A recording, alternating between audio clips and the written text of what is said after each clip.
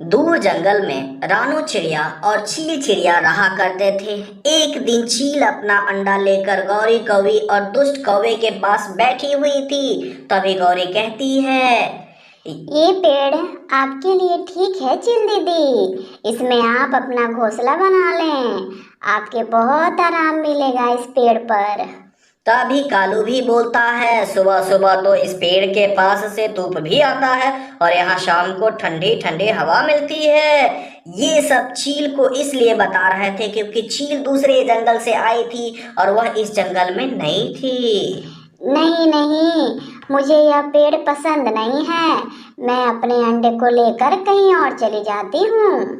तभी यह कहकर चील दूसरे तरफ चली जाती है। कालो कालो, देखो तो जरा, ये चील रानो चिड़िया की तरफ जा रही है। अगर ऐसा हुआ तो रानो चिड़िया चील की दोस्ती हो जाएगी। तभी कालू कहता है, हाँ गौरी, अगर चील ने उस रानो से दोस्ती कर ली तो वह छोटी होकर भी हमें आंखें दिखाएंगी। गौरी गौरी, कुछ करना होगा हमें। तभी वह चील रानो के पास चली जाती है और उधर रानो चिड़िया ने भी एक अंडा दिया होता है। वह अपने घोंसले में बैठी हुई थी। टूनी टूनी, मैं किसी घोंसले की तलाश में हूँ। क्या इस घोंसले में मैं रह सकती हूँ? हाँ चील दीदी, क्यों नहीं, आप बिल्कुल इस घोंसले में रह सकती हैं। ये घोंसला मेरा ही है और काफी समय से खाली पड़ा है। यदि आप चाहें तो इस घोंसले में रह सकती हैं। तभी चील कहती है, मुझे यह पेड़ बहुत पसंद आया रानो। और तभी वो चील अपना अंडा इस घोंसले में रख लेती है। रानो बहन, तुम्हारा भी एक अंडा है, मेरा भी एक अंडा है। कभी तुम भोजन ले आया करना और कभी मैं भोजन ले आया करूँगी। हाँ चील दीदी, ठीक है। मुझे आपके साथ रहकर बहुत अच्छा लगेगा। मैं आपकी हर तरीके से सहायता करूँगी। इसी तरह रानो और चील एक साथ खुशी खुशी रहने लगते हैं। एक दिन रानो और चील एक साथ भोजन लाने जा रहे थे। रानो चिड़िया चील को एक खेत में ले जाती है।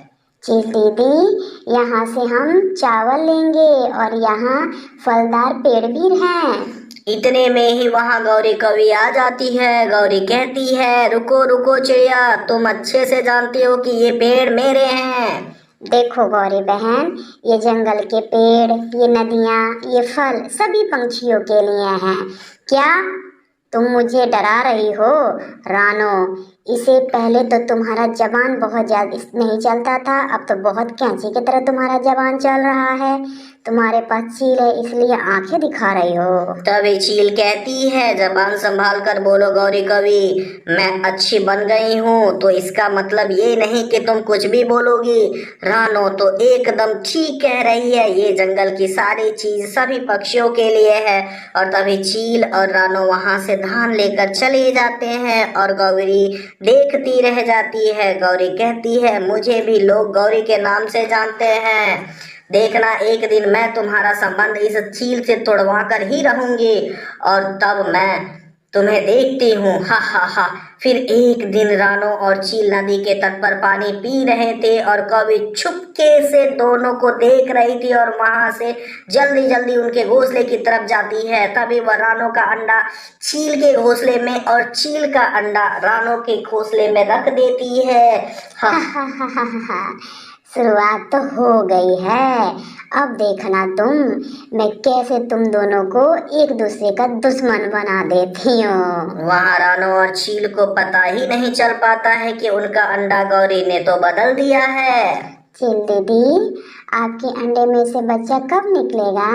तभी चील कहती है, अभी 5 दिन बाकी है मेरे अंडे में से बच्चा को बाहर आने में। चील और रानो का अंडा 1-2 दिन में बाहर आने वाला ही था।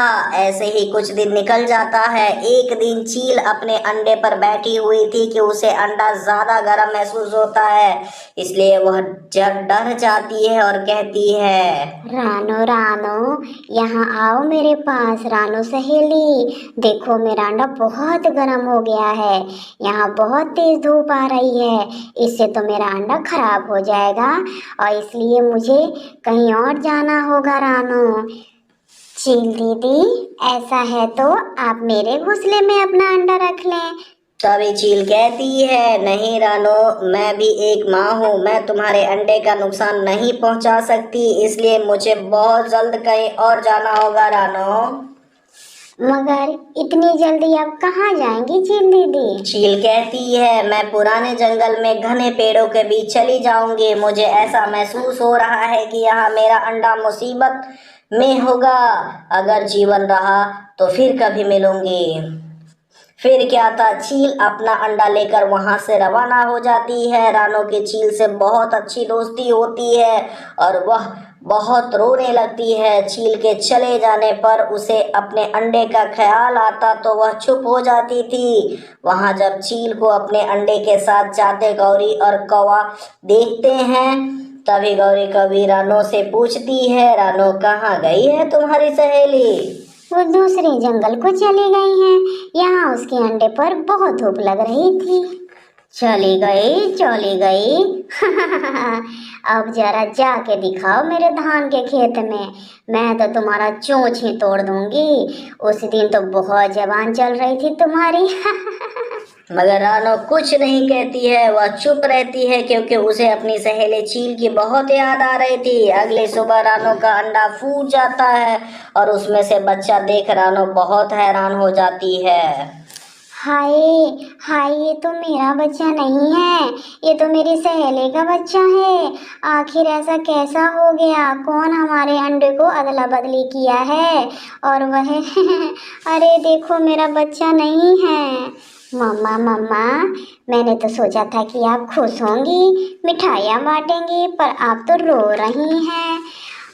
वहां चील के साथ भी कुछ ऐसा ही हुआ था। वह भी अपने बच्चे को देख के हैरान हो जाती है। वह सोचती है, हो ना हो ये जरूर दुष्ट कवि का काम है, उसी ने हमारा अंडा बदला है। तभी एक दिन रानो के पास तोती आती है और वह कहती है, रानो ये कैसे हुआ, तुम्हारे पास चील का बच्चा कैसे आया?